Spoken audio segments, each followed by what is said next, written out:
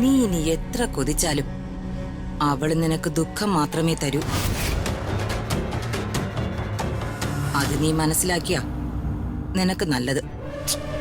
ഇങ്ങനെ നെഗറ്റീവായി ചിന്തിക്കില്ല ചേച്ചി, പോസിറ്റീവായിട്ട് ചിന്തിക്കുക. ഞാൻ എന്റെ മകളെ തിരിച്ചറിയുന്നത് ഇപ്പോഴാ. എന്റെ സന്തോഷം എന്നത് അവൾ സന്തോഷത്തോടെ ജീവിച്ചു കാണുന്നത്. നിന്റെ വിശ്വാസം നിന്നെ രക്ഷിക്കട്ടെ പ്രതാപ.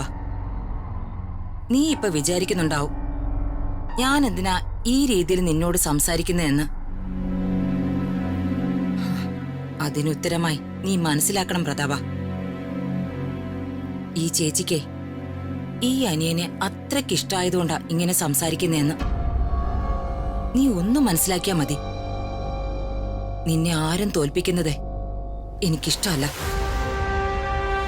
അത് നിന്റെ മകളായാലും നിന്റെ എതിർ പാർട്ടിക്കാരായാലും നിന്റെ ഏത് ശത്രു ആയാലും എനിക്ക് നീ ജയിക്കുന്ന കാണാനാ ഇഷ്ടം. പക്ഷെ എന്റെ കണക്കൂട്ടലിൽ നിന്റെ മകൾ നിന്നെ തോൽപ്പിക്കും പ്രതാപ. ഇത് നെഗറ്റീവായിട്ട് ഞാൻ പറയുന്നൊന്നുമല്ല. കംസനെ കൊല്ലാൻ പിറന്ന കൃഷ്ണനെ പോലെ, ഹിരണ്യകശിപുവിനെ കൊല്ലാൻ അവതാരമെടുത്ത നരസിംഹത്തെ പോലെ, കൃഷ്ണനെ കൊല്ലാൻ പിറന്ന ജരനെ പോലെ ഋതിക നിന്റെ അന്തകയാകും പ്രതാപ. നീ സൂക്ഷിച്ച നിനക്ക് ദുഃഖിക്കേണ്ടി വരില്ല. ചേച്ചി, എന്റെ മകളെ കുറിച്ചാ ചേച്ചി പറയുന്നേ. അവൾ ആരെയും ഉപദ്രവിക്കാത്തൊരു സാധുവാണ്. അവൾ ഒരിക്കലും എന്റെ നാശം കാണാൻ വേണ്ടി അറിഞ്ഞോ അറിയാതെ ഒന്നും ചെയ്യില്ല. അതെനിക്ക് ഉറപ്പാ. ഇനിയും കൂടുതൽ സംസാരിച്ചാൽ ശരിയാവില്ല ചേച്ചി.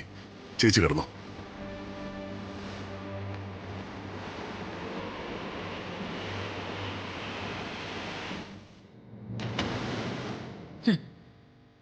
സാധു, ഇത്രയും കാലവും നിനക്ക് നല്ല പണി തന്നിട്ടും നിന്നെ ആളുകളുടെ മുന്നിൽ നാണം കെടുത്തിയിട്ടും നിനക്കിപ്പോ അവള് സാധു. കൊള്ളാം. നിന്നെ പോലൊരു മണ്ടനെ ഞാൻ എന്റെ ജീവിതത്തിൽ കണ്ടിട്ടില്ല പ്രതാപ.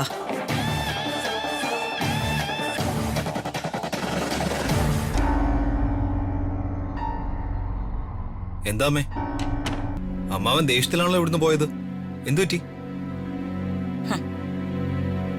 എന്തു പറ്റാൻ? അവന്റെ മോളുടെ സ്വഭാവ ഗുണം ഞാൻ അവനോടൊന്ന് പറഞ്ഞുപോയി. അതവന് ഇഷ്ടായില്ല. അങ്ങനെ ഇനി സംസാരിച്ചാൽ ശരിയാവില്ല എന്ന് പറഞ്ഞ് അവൻ ഇറങ്ങിപ്പോയി. ഓ, അങ്ങനെ പോയതാണല്ലേ. ഞാൻ വിചാരിച്ചു ഇലക്ഷന്റെ ടെൻഷനിൽ പോയതാണ്.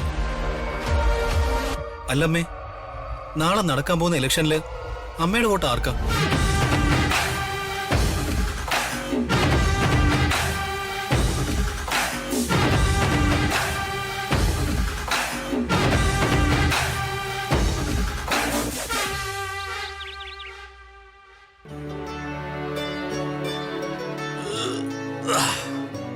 ചേട്ടാ, കുടിക്കാൻ ചായ എടുക്കട്ടെ? കാലത്ത് ഞാൻ ഉറക്കം എഴുന്നേറ്റ സാധാരണ എന്താ കുടിക്കാറ്? ചായ. പിന്നെ എന്നോട് അങ്ങനെ ചോദിക്കേണ്ട കാര്യമുണ്ടോടി? പോയെടുത്തോടി. എന്താടാ നാട്ടുകാര് മുഴുവൻ കേൾക്കാൻ വിളിച്ചു പോണത്?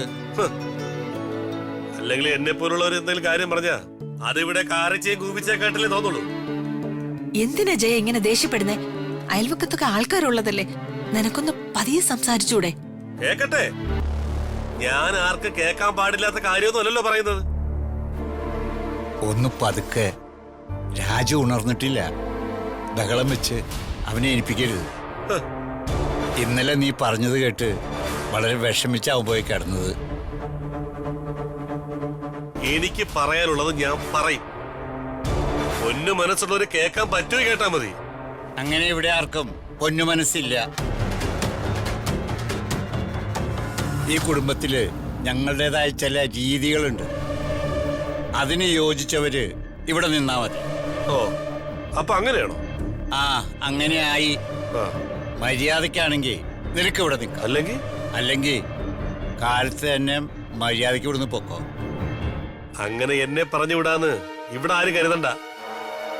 ഇത് എനിക്ക് കൂടെ അവകാശപ്പെട്ട വീടാ. ഇതേടാ നിനക്ക് നാണമുണ്ടോ? ഏ? വാടക വീടിനാണോ നീ അവകാശം ചോദിക്കുന്നത്? ഹ്.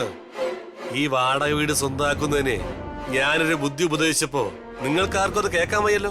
ആ മനസ്സിലായി. നിന്റെ ഉദ്ദേശം നടക്കാൻ പോടില്ലടാ.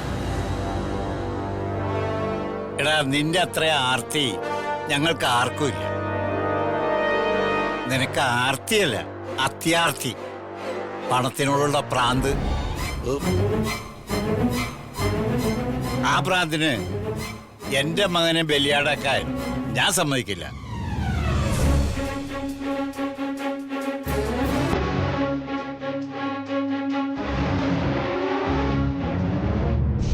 നിനക്ക് ആർത്തിയല്ല, അത്യാർത്തി, പണത്തിനോടുള്ള പ്രാന്ത്.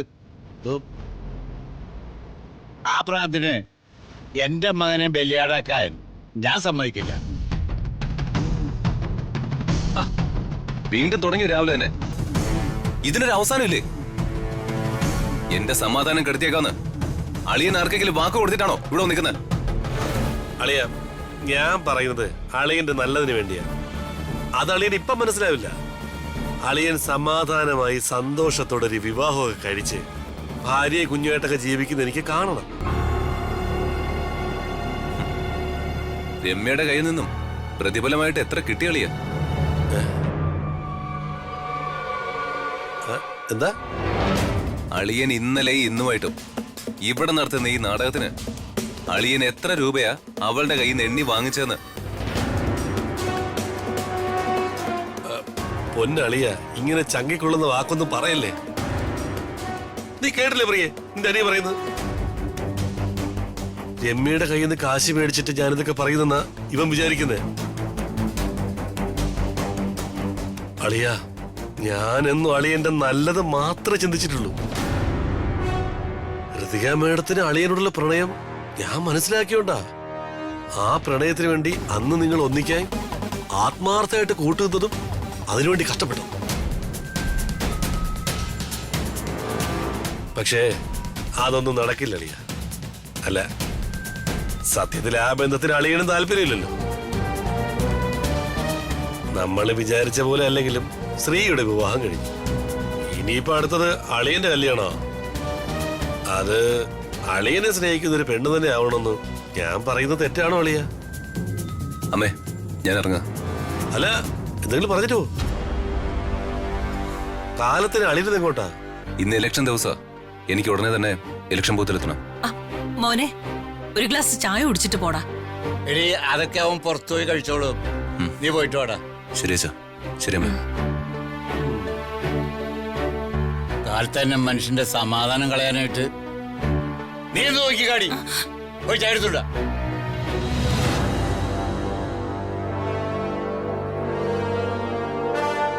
അച്ഛാ, ഇതെടി. ജേട്ടൻ രാജുവിന്റെ നല്ലതിനു വേണ്ടിയല്ലേ? മനസ്സിലായി. ഈ പത്രക്കാരൻ എവിടെ പോയി കിടക്കണോ? വെറുതെ കുറച്ച് കാശ് ചെലവാക്കുന്നല്ലാണ്ട് ഒരെണ്ണത്തിനെ കൊണ്ട് ഒരു പ്രയോജനമില്ല ഈശ്വര.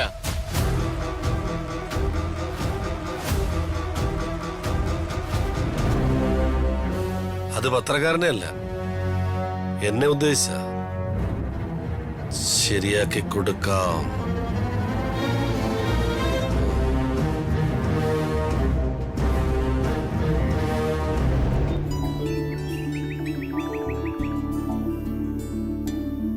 അതെ അപ്പു, എല്ലാരും വോട്ട് ചെയ്യാനായിട്ട് പോയിരിക്കുക. ഇല്ല മോളെ, അച്ഛൻ കോയമ്പത്തൂരാ. അമ്മ എല്ലാരും വോട്ട് ചെയ്ത് തിരിച്ചു വന്ന ശേഷം പോളിംഗ് ബൂത്തിലേക്ക് പോകും. മോളെ, ആ എല്ലാരും വന്നേ, അമ്മ പിന്നെ വിളിക്കാം. ശരി.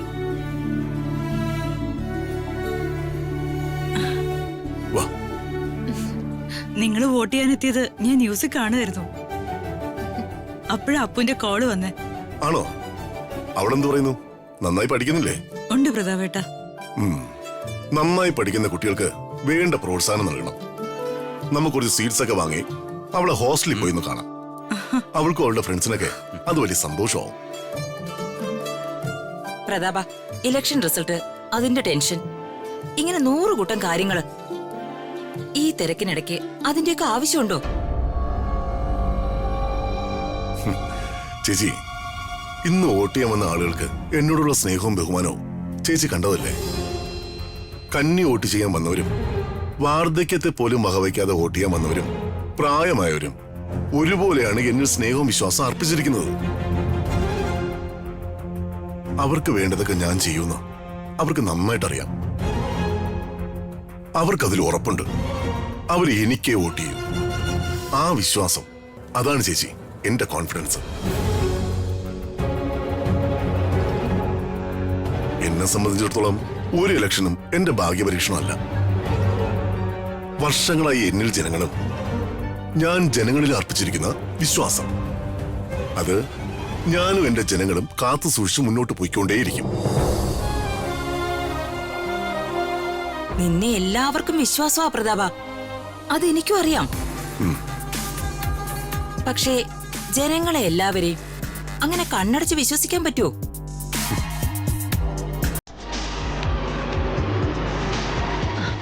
ആരാ എപ്പോഴാ കൂറുമാറുന്നേന്ന് നമുക്ക് പ്രവചിക്കാൻ പറ്റില്ല മോനെ. അമ്മായി ഓരോന്ന് പറഞ്ഞു വെറുതെ അച്ഛനെ ടെൻഷൻ അടുപ്പിക്കുകയാണല്ലോ. അതെ, ഇന്ന് വോട്ട് ചെയ്യാൻ വന്ന എല്ലാവരും നിനക്ക് വോട്ട് ചെയ്യാൻ വന്നവരാണെന്ന് നീ വിശ്വസിക്കുന്നു. അവരാർക്കാണ് വോട്ട് ചെയ്തതെന്ന് ആർക്കറിയാം?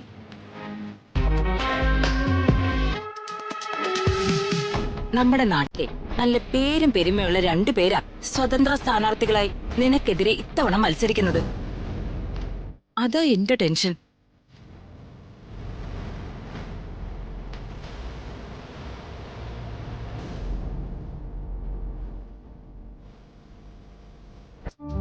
നമ്മുടെ നാട്ടിലെ നല്ല പേരും പെരുമയുള്ള 2 പേരാ സ്വതന്ത്ര സ്ഥാനാർത്ഥികളായി നിനക്കെതിരെ ഇത്തവണ മത്സരിക്കുന്നത്. അതാ എന്റെ ടെൻഷൻ. ചേച്ചി, അതോർത്ത് ചേച്ചി ടെൻഷൻ അടിക്കണ്ട. എല്ലാം വരുന്നിടത്ത് വെച്ച് കാണാം.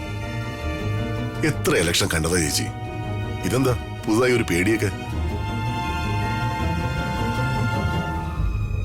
അറിയില്ല പ്രതാപ, എനിക്കാകെ മനസ്സിനൊരു വല്ലായിക പോലെ. എന്തിന്? ആ, ഇന്ന് എന്തായാലും വേറെ പ്രോഗ്രാംസ് ഒന്നുമില്ല. നമുക്ക് അപ്പുന്റെ ഹോസ്റ്റലൊക്കെ ഒന്ന് പോയി അവളെയും ഫ്രണ്ട്സിനെയൊക്കെ കണ്ട് എൻജോയ് ചെയ്ത് ചില്ലായിട്ടിരുന്നല്ലോ. എന്തു പറയുന്നു മോളെ? ശരി അച്ഛാ. രാജു, നീ ഡ്രൈവറോടൊന്ന് പറഞ്ഞേക്ക്. ആ, ഞാൻ പറയാം സാർ.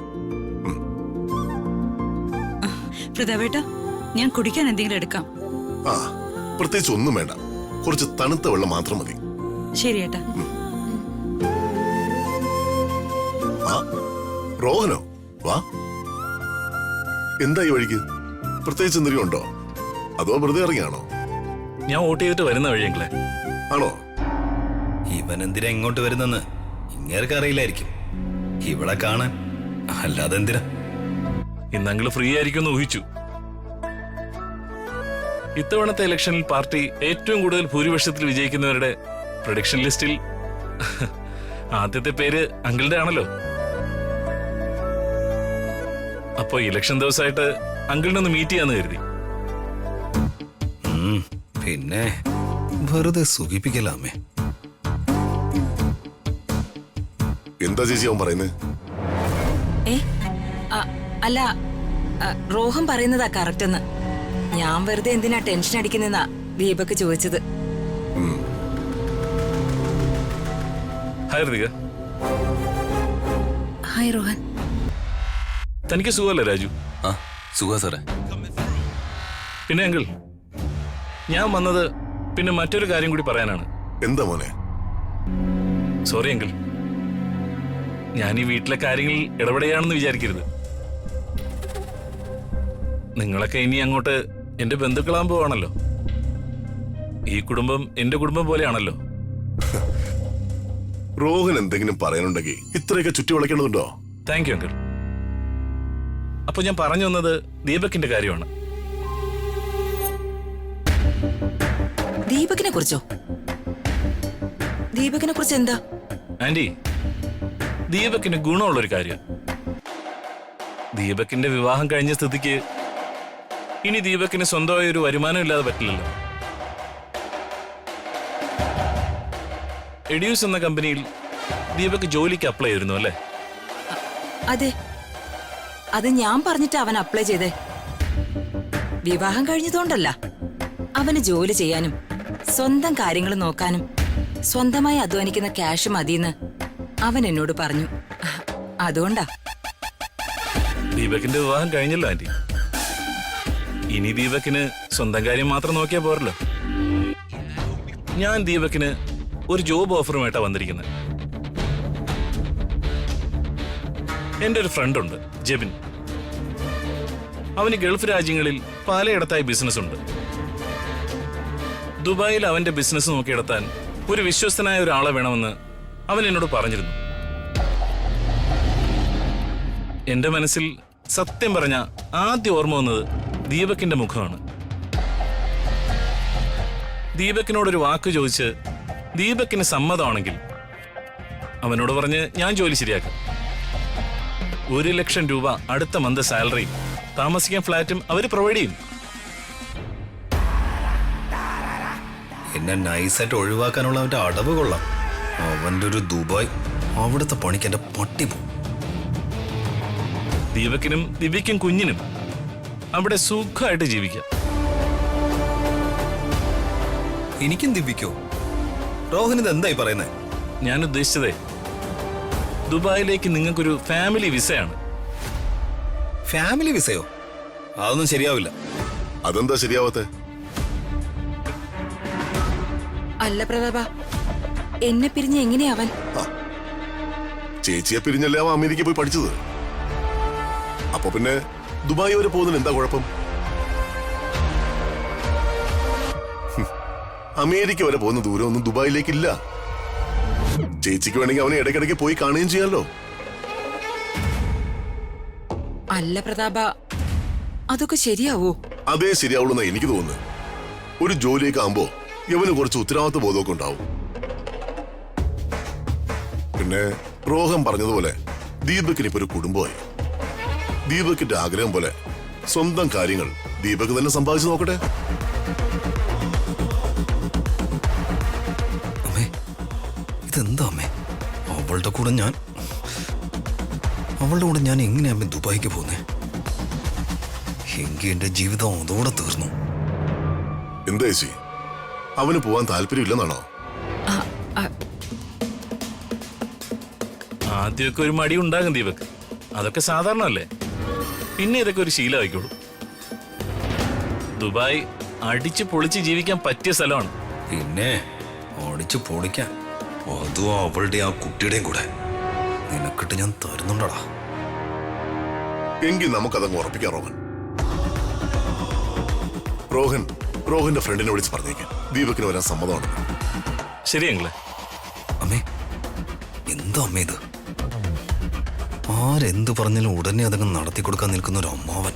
അമ്മ മര്യാദയ്ക്ക് പറഞ്ഞത് മുടയ്ക്കോ? പറയേ. അവൻ തിരക്കിലായിരിക്കും, പക്ഷെ എന്ത് തിരക്കിലാണെങ്കിലും ഞാൻ വിളിച്ച് അവൻ ഫോൺ എടുക്കും. റോഹ വേണ്ട, റോഹന്റെ ഫ്രണ്ടിനെ വിളിക്കണ്ട. എന്താ ചേച്ചി? അല്ല പ്രതാപ, ദിവ്യക്ക് സ്വന്തം പേരിൽ ആധാർ കാർഡ് ഉണ്ടോന്ന് പോലും അറിയില്ല. അവൾക്ക് പാസ്പോർട്ട് എടുക്കണം, വിസ റെഡിയാക്കണം, പിന്നെ കുഞ്ഞിന്റെ സർട്ടിഫിക്കറ്റ്സ്. ഇതൊക്കെ റെഡിയാക്കാൻ തന്നെ മിനിമം 1-2 മാസം എടുക്കും. പിന്നെ ഞാൻ പറഞ്ഞല്ലോ, എനിക്ക് എന്റെ മോനെ ദൂരത്തേക്ക് അയക്കാൻ പറ്റില്ല പ്രതാപ. ഇവൻ എന്റെ കൂടെയുള്ളതാ എനിക്കൊരു ആശ്വാസം. ചേച്ചി നീ വിഷമിപ്പിക്കല്ലേ പ്രതാപ. ചേച്ചി, അമ്മേ, അമ്മേ നിക്കമ്മേ. റോഹൻ, ഐ എം സോറി മോനെ. ചേച്ചിക്ക് ഇങ്ങനെ കുറച്ച് സെന്റിമെന്റ്സ് ഒക്കെ ഉണ്ട്. നീ എന്തായാലും എനിക്ക് കുറച്ച് സമയം താ. ഞാൻ ചേച്ചിയെ പറഞ്ഞ് മനസ്സിലാക്കാൻ ശ്രമിക്കാം. അതിനുശേഷം റോഹൻ മോന്റെ ഫ്രണ്ടിനോട് സംസാരിച്ചാൽ മതി. ശരിയെങ്കിലേ. ഞാൻ ദീപകിന്റെ നല്ല ഭാവി ഉദ്ദേശിച്ച് പറഞ്ഞതേ ഉള്ളൂ.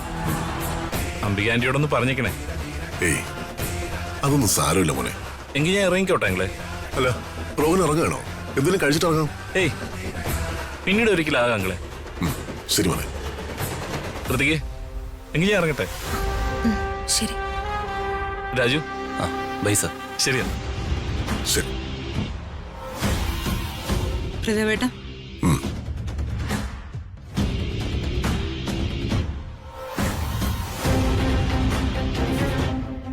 മനസ്സിൽ നന്മയുള്ള നല്ല പയ്യന.